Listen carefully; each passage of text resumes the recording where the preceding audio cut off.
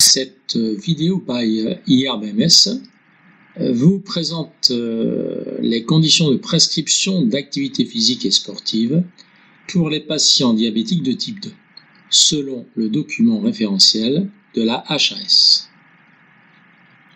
Il est estimé que la prévalence du diabète sous traitement médicamenteux représente 4,6% de la population française, soit environ 3 millions de personnes.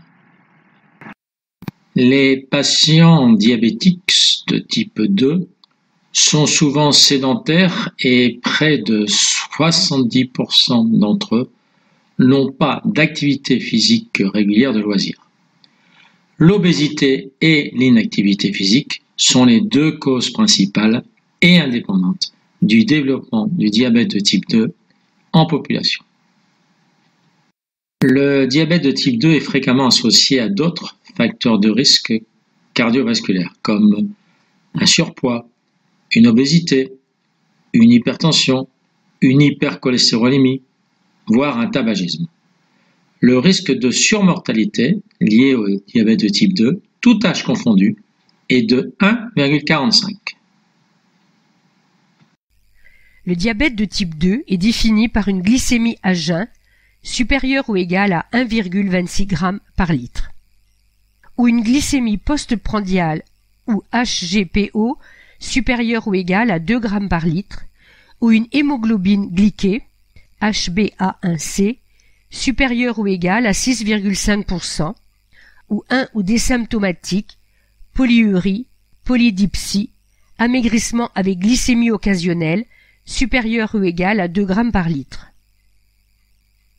Lors de l'activité physique, la captation du glucose par les muscles augmente de façon non insulinodépendante par effet direct de la contraction musculaire. Chez le patient DT2, sous simple régime diététique, cette baisse de glycémie survient chez un sujet déjà hyperglycémique et un apport alimentaire supplémentaire n'est pas nécessaire. Chez le patient DT2, sous hypoglycémie orale ou sous insuline, une hypoglycémie 2 peut survenir lors d'une activité physique. En pratique, il n'y a pas de risque d'hypoglycémie chez un patient DT2 qui n'est pas sous traitement par hypoglycémiants oraux lors d'une pratique physique d'intensité modérée à élevée. Chez ces patients traités par diurétiques ou médications non hypoglycémiantes, l'autocontrôle glycémique est inutile. À l'inverse, toute activité physique peut entraîner une hypoglycémie en cas d'inadaptation de la thérapeutique insulino-sécrétrice ou par insuline. Chez ces patients, l'autocontrôle glycémique est indispensable pour les activités physiques nouvelles ou inhabituelles.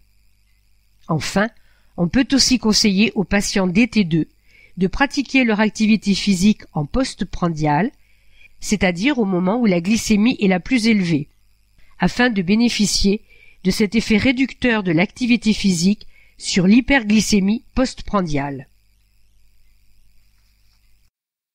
Les effets à long terme de l'activité physique sont bénéfiques. En effet, elles entraînent une augmentation de la sensibilité à l'insuline des tissus même au repos et améliorent ainsi la tolérance au glucose. Chez le diabétique, une activité physique régulière en endurance complétée par des renforcements musculaires améliore les 5 facteurs de risque de progression du diabète qui sont l'hémoglobine glycée, la pression artérielle, l'indice de masse corporelle, la masse grasse viscérale et le profil lipidique. Confirmation que chez les patients traités par les antibiotiques oraux de type insulinostabilisateur ou par des médicaments de la voie des incrétines, il n'y a pas de risque potentiel d'hypoglycémie lors de la pratique des activités physiques. En pratique, chez les patients diabétiques de type 2 traités par des antibiotiques oraux insulinosécréteurs ou par de l'insuline, si leur glycémie est équilibrée, si la durée de l'activité physique est de plus de 30 minutes, le risque d'hypoglycémie à l'activité physique est augmenté. Chez ces patients, une chute rapide de la glycémie peut se produire et rendre les patients symptomatiques. Il est donc prudent de surveiller la glycémie avant et plusieurs heures après la pratique de l'activité physique, particulièrement quand le programme d'activité physique est modifié ou que l'intensité est augmentée ou que le traitement pharmacologique est aussi modifié. Une activité physique supervisée par un professionnel ou accompagnée par un éducateur sport santé réduit le risque de problèmes associés à des événements hypoglycémiques et ceci peut être conseillé. Tous les patients diabétiques doivent bénéficier d'une évaluation médicale minimale avec un calcul de leur niveau de risque cardiovasculaire avant de recevoir les conseils ou une prescription d'une activité physique adaptée. Le médecin recherchera la présence d'une neuropathie périphérique, d'une rétinopathie débutante ou voire proliférante et d'une insuffisance rénale. Un examen des pieds sera effectué et des conseils de prise en charge du surpoids de l'obésité sera réalisé. Une consultation médicale particulière peut aussi se justifier pour des raisons telles qu'un besoin d'accompagnement, une éducation du patient sur la maladie et sur la pratique de l'activité physique, une meilleure connaissance de ces médicaments, de leur interaction aussi lors de l'activité physique ou de la récupération, la présence, coexistence de troubles musculo-squelettiques en lien avec un surpoids. Tout ceci peut nécessiter de rassurer, de motiver et d'orienter le patient vers des activités physiques adaptées ou du sport santé encadré.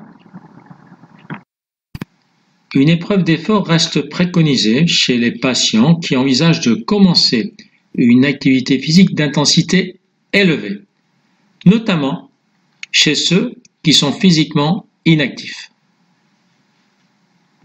Pour tous les patients DT2, il est recommandé de surveiller les signes et symptômes évocateurs d'ischémie myocardique silencieuse, tels qu'un essoufflement anormal ou des palpitations lors d'une activité physique de faible intensité. Les patients DT2 avec une neuropathie périphérique ont des risques majorés d'ulcères du pied. La prévention des plaies et ampoules aux pieds est particulièrement importante. Il faut recommander d'avoir de bonnes chaussures. Après chaque douche, surveiller ses pieds, les essuyer orteil après orteil et traiter toute ampoule ou durillon. La plupart des patients DT2 ou prédiabétiques ont un surpoids nécessitant une adaptation des pratiques. Les activités physiques d'intensité élevée doivent être évitées chez les patients DT2 présentant une rétinopathie sévère, une atteinte rénale sévère, une atteinte sévère du système nerveux, une hypertension artérielle non contrôlée associée, une présence d'un mal perforant plantaire. Enfin, chez les patients DT2 mal équilibrés avec une hyperglycémie supérieure à 2,5 g au moment de débuter l'exercice, l'activité physique est déconseillée tant que la glycémie reste supérieure à 2 g par litre. Les conseils de pratique sont essentiellement liés à des exercices de type endurance avec renforcement musculaire. Il faut éviter de passer plus de 2 jours consécutifs sans endurance afin de maintenir les effets cardio-métaboliques de celle-ci. Globalement, les activités physiques d'intensité modérée sont initialement conseillées. En effet, ces patients sont souvent surpoids, sédentaires et inactifs. il est parfois nécessaire de commencer par des activités physiques de faible durée ou de faible intensité, pour ne pas décourager. La durée de l'activité physique est ensuite progressivement augmentée, si cela est possible, pour atteindre, voire dépasser, les recommandations pour la santé. En vue d'obtenir un meilleur contrôle glycémie et des effets plus importants sur la santé et la condition physique, chez les patients actifs avec une activité physique régulière et en absence de contre-indication, les activités physiques en endurance ou en renforcement musculaire peuvent être augmentées à des intensités élevées. En complément, des exercices d'assouplissement peuvent être recommandés, mais ne doivent pas être substitués ni à l'endurance, ni au renforcement musculaire, car ils n'ont pas d'effet sur la sensibilité à l'insuline, sur le contrôle de la glycémie, ni sur la composition corporelle. Enfin, la prescription d'activité physique doit s'accompagner de conseils pour une réelle diminution de la sédentarité, qui est le facteur de risque du diabète de type 2 et des complications cardiovasculaires. Il faut préconiser moins de 7 heures d'activité sédentaire par jour, avec des breaks d'au moins 1 minute toutes les heures. Abordons maintenant la prescription des activités physiques adaptées chez le patient diabétique de type 2. Les activités en endurance de 3 à 7 jours par semaine à intensité modérée et en absence de contre-indication, soit environ 150 minutes par semaine. Pour un bénéfice réel pour la santé, cela devra être allongé vers 300 minutes par semaine.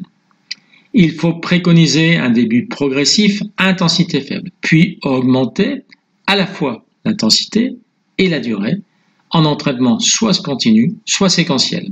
Les exemples sont nombreux, la marche, le vélo, courir, nager, danser, etc. Les activités en renforcement musculaire, 2 à 3 jours par semaine, non consécutifs et bien entendu en absence de contre-indication. 8 à 10 exercices différents avec 1 à 3 séries de 10 à 15 répétitions à intensité modérée. On augmente le nombre de séries progressivement, les exercices seront autoportés, des bandes élastiques, les escaliers, etc. Les assouplissements seront effectués 2 à 3 jours par semaine. Les étirements seront faits jusqu'au point de tension avec petit inconfort. Étirement statique possible de 10 à 30 secondes, 2 à 4 répétitions pour chaque exercice. La mobilité active au quotidien sera préconisée tous les jours au moins 30 minutes. L'objectif motivationnel sera certainement plus sensible si l'on définit un nombre de pas par jour contrôlé par podomètre ou tracker d'activité. Marcher, faire ses courses, monter les escaliers, faire du jardinage, du ménage, tout est bon pour bouger. Nous venons de vous présenter les recommandations émises par la HAS pour les patients atteints du diabète de type 2. L'activité physique régulière en endurance, en renforcement musculaire, ou les deux, réduit les risques de complications micro- et macrovasculaires du diabète. Elle améliore l'équilibre glycémique et chez le patient traité par insuline, réduit ses besoins d'insuline. Toutefois, il existe un petit nombre de contre-indications à l'activité physique. Il s'agit d'une hyperglycémie supérieure à 2,5 g par litre au moment du début de l'exercice, une rétinopathie sévère, une atteinte rénale sévère pour les activités d'intensité élevée, un mal perforant plantaire pour l'exercice physique mobilisant les membres inférieurs.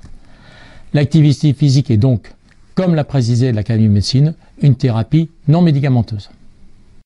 Vous venez de suivre la vidéo by IRBMS consacrée à la prescription de l'activité physique adaptée pour les patients diabétiques de type 2 selon un référentiel de la HAS. N'oubliez pas de consulter les nombreuses ressources associées dans la boîte à outils, les autres MOOC Sport Santé et de consulter notre site www.irbms.com et ses nombreuses pages Sport Santé.